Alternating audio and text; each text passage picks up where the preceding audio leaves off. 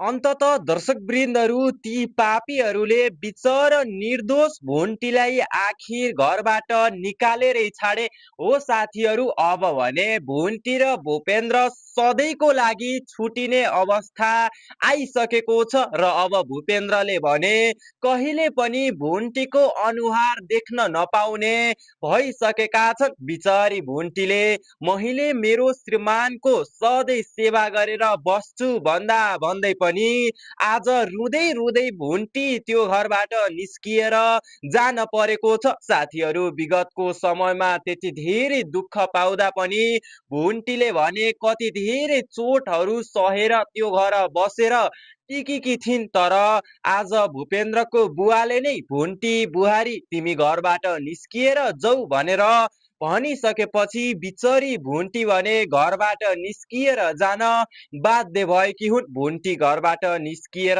जाँदा भने भूमिका र भूपेन्द्रको भाउजू भने एकदमै धेरै खुसी हुनुहुन्छ। तर भूपेन्द्र भने मन मनै रोइरहेका छन्। साथीहरू, तर एउटा कुरा भने अब भुन्टीले त्यो घरबाट निस्किएर गइसकेपछि अवश्य सुख पाउँछिन्, किनभने उनलाई अब कसैले वचन लगाउँदैनन्। उनका शत्रुहरू भने उनीबाट अब टाढा बनिसकेका छन्। साथीहरू, यदि तपाईहरूलाई पनि मलाई जस्तै भुन्टी त्यो घरबाट निस्किएर एकदमै धेरै ठिक भयो, अब बल्ल बिचर निर्दोष भुन्टीले भने सुख पाउने दिन आइसकेको छ।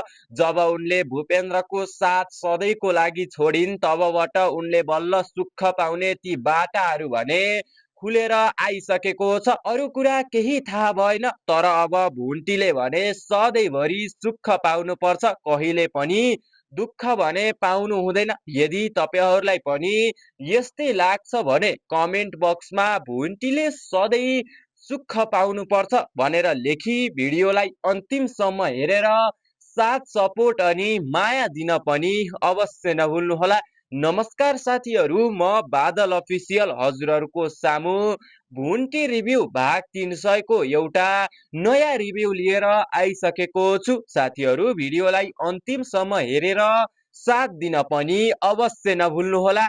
साथीहरू, भन्न त टोकलेले पहिला नै भन्थे नि, भुन्टी यदि तिमी ती पापीहरूको घर गयौ भने एक दिन फेरि तिमीलाई ती पापीहरूले घरबाटै गलत्याएर निकालिदिन्छन् भुन्टी बहिनी, त्यसैले तिमी नजाऊ भनेर। तर भुन्टीले भने आफ्नै दाइको कुरा नसुनेर भूपेन्द्रको स्याहार सुसार गर्नको निम्ति गएकी थिइन्। तर आज टोकलेले जे भनेका थिए त्यो भने साँच्चीकै प्रमाणित भइसकेको छ। बिचरी निर्दोष भुन्टी, जसले कहिल्यै पनि आफ्नो जिन्दगीमा गलत काम गरिन्, सधैँ अरूको भलो चाहिन्, सधैँ अरूको उन्नति र प्रगति चाहिन्, आज उनी नै भूपेन्द्रको घरबाट भने निस्किएर जान परिसकेको छ। साथीहरू, भुन्टी जब भूपेन्द्रको घरबाट निस्किएर जान्छिन्, उनको मनमा भने कति ठुलो चोट पर्यो होला। साथीहरू, भूपेन्द्रकै स्याहार सुसार गरेर बस्छु भन्दा पनि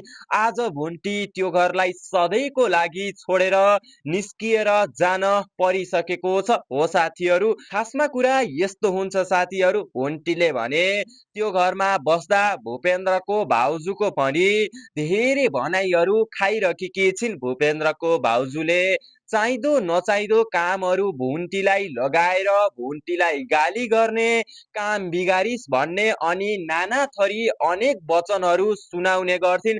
सायद त्यही कारणले पनि भुन्टीको एकदमै धेरै चित्त भने दुखिसकेको थियो। अझ बालकुमारी र भूमिकाले त पहिलादेखि नै भुन्टीलाई आँखा फुट्न पनि रुचाउन्न थिए। भुन्टीलाई सधैँ गलत आरोप लगाएर कसरी कानुन बमोजिम सजाय दिलाउने होला त भनेर सोचिराख्ने गर्थे।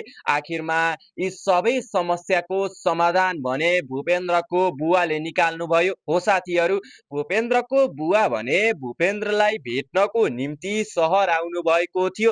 भूपेन्द्रको त्यस्तो अवस्थामा पनि भुन्टीले भूपेन्द्रको स्याहार सुसार गरेको दृश्य देखिसकेपछि त भूपेन्द्रको बुवा पनि चर्कित पर्नु भएको थियो। आखिर पछिल्लो समयमा त्यति धेरै दुःख दिने, कष्ट गर्ने कुटपिट गर्ने बुढाको पनि भुन्टीले कति धेरै स्याहार सुसार गरिराखेकी छिन्, कति धेरै माया गर्छिन् भनेर भूपेन्द्रको बुवा भने चर्कित नै परिसक्नु भएको थियो। तर अझै पनि त्यो घरका सदस्यहरूले भुन्टीलाई हेपेको देख्दा, भुन्टीलाई गाली गरेको देख्दा कता न कता भूपेन्द्रको बुवाको मनमा भने ठुलो चोट परेको थियो साथीहरू।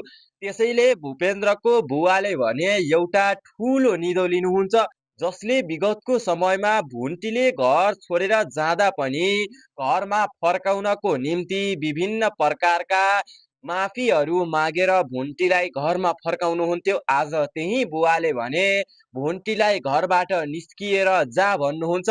हो साथीहरू, जब भूपेन्द्रको बुवाको मुखबाट भुन्टीलाई घरबाट निकाल्ने शब्द आउँछ, बिचरी भुन्टीको मन भने छिया छिया भइसकेको हुन्छ।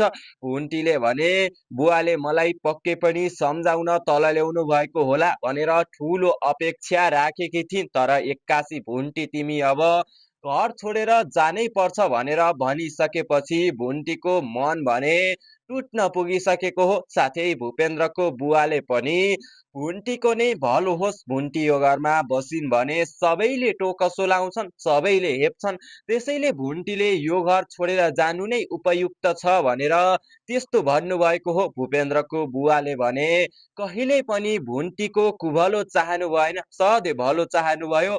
सायद त्यसै कारणले अहिले पनि भुन्टीलाई उहाँले यस्तो भन्नुभएको होला। भुन्टीले अरू कुनै मान्छेले घर छोडेर जा भनेको भए मान्दिनथिन्, तर घरको मूल मान्छेले नै तैँले अब घर छोडेर जानुपर्छ भनेर भनिसकेपछि बिचारी भुन्टीले पनि त्यो कुरालाई स्वीकार गर्दै भूपेन्द्र र त्यो घरलाई सधैँभरिको लागि छोडेर आफ्नो बाटो भने लागिसकेकी हुन्छन्। साथीहरू हेर्नुहोस् त, सधैँहरूको भलो चाहने भुन्टी आज रुँदै रुँदै आफू दोषी ठहरिएर घरबाट निस्किनु परेको छ। भुन्टी निस्किँदा भूमिका र भूपेन्द्रको भाउजू भने धेरै खुसी हुनुभएको थियो। भुन्टीलाई घरबाट निकालेर उहाँहरू खुसी त हुनुभएको छ, तर मलाई यति कुरो त थाहा छ कि अब उनीहरू भने पछुताउने र रुने दिन भने आइसकेको छ। भुन्टी नहुँदा त्यो घरमा के सम्म हुँदो रहेछ भनेर अब हामीले आगामी दिनमा भने देख्न पाउनेछौँ। र अब त्यो घरमा भने कहिले पनि खुसी फेरि फर्किएर अवश्य आउने छैन, किनभने घरको खुसी, घरको सम्मान भुन्टी भने घर छोडेर सधैँको निम्ति निस्किसकेकी छिन्। साथीहरू, तपाईहरूलाई के कस्तो लाग्छ आफ्नो प्रतिक्रिया दिन पनि अवश्य नभुल्नुहोला। यदि भिडियो राम्रो लाग्यो भने भिडियोलाई एक लाइक गरिदिएर सँगै च्यानललाई सब्स्क्राइब गरी हामी सँगै जोडिन पनि अवश्य नभुल्नुहोला। हस्त साथीहरू, आजको भुन्टी रिभ्यू भिडियोलाई यही सकाएर म बादल अफिसियल हजुरहरूको सामुबाट बिदा हुन चाहन्छु। मलाई बिदा दिनुहोस्। हस्त, धन्यवाद।